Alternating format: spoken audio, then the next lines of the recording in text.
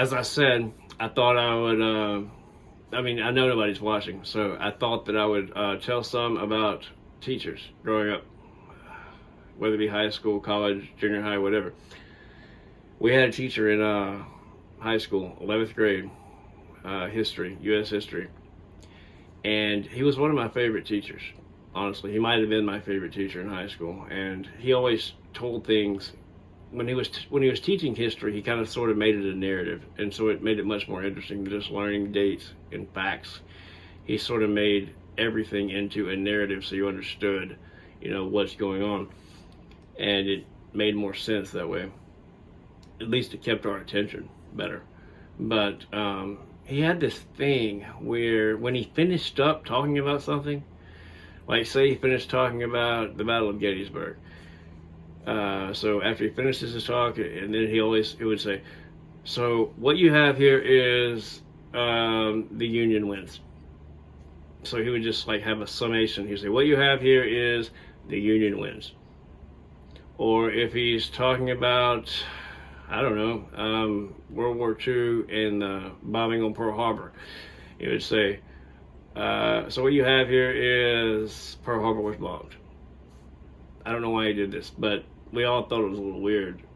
But the funniest time that he did that, we were talking about World War I, the Great War, and America's entrance into the Great War. We were talking about the rats in the trenches. We talked about the trenches. We talked about the hardship of the trenches, people getting trench foot and what that was, and dead bodies being in the trenches, and rats eating the eyeballs out of the dead bodies, and various things like this, having to keep rats out of the food in the trenches.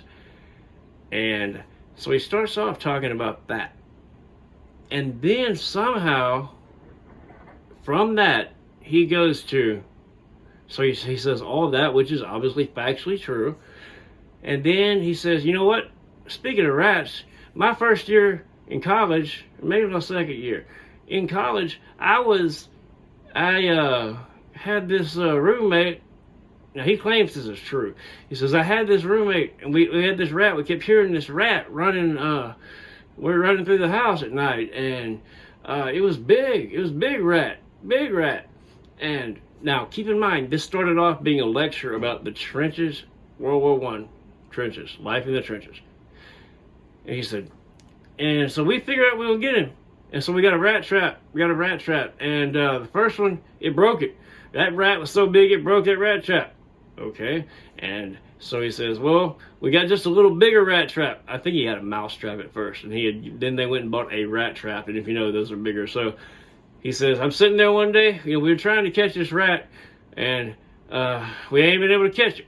And, well, I was sitting there that one day in my house, and I hear snap, and so I go in there, and that big trap got it. That big rat trap, it caught the rat, but he ain't dead.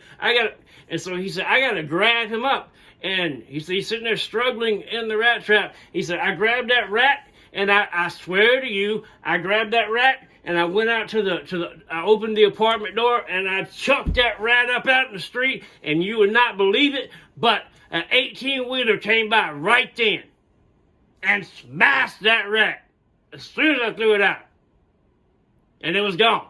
And he had really gotten into this story. Like, he was like telling the story as it was a true story, as far as he says. So after he said, yeah, and that 18-wheeler hit it, and it was gone. And so that got rid of a rat problem. And then he stops and says, he looks back at the book. So what you have here is rats are big. Don't ever forget that. Please take a second and think about that. He started off talking about World War I, the trenches, rats in the trenches. He goes in this long story about him in college with his roommate and trying to catch this rat, him finally catching the rat and chucking it out in front of an 18-wheeler. Then he comes back to the book and says, so what you have here is rats are big. And then he just moves on. Hilarious.